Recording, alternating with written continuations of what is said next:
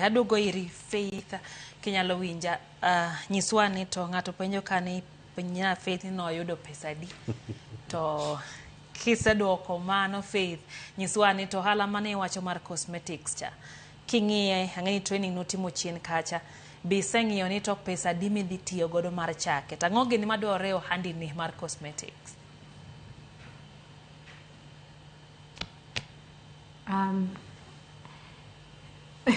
Ne wayudo 22,000.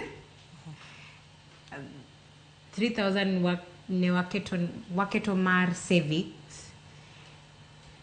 Tumepata through pochi la biashara. So okay, M-Pesa confirmed mar kawaida. So Watch Cosmetics napango ni kwa hiyo 20,000 10,000 die wero to 10,000 moro die rent mar shop abro yudo gi 2,000 modong no to abro timo facilitation godo transport kanyo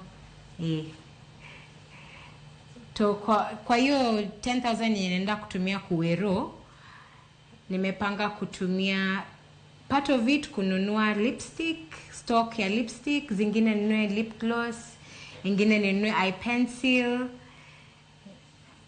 vitu tu warembo wanahitaji on a daily basis yenye najua inaweza enda haraka baada ya hiyo niendelee kukua pole mpaka mahali nitafika. Ero kama na nyato benise dhi mi yango kamidwa kete street moro duka moro to jo duka gi ben no gikwai pesa michulo kuonde moko yudo kichulo rent diriyo kara dechi deposit moro no ginyisi wach ne koso kanyo ne yudo ni chal nade.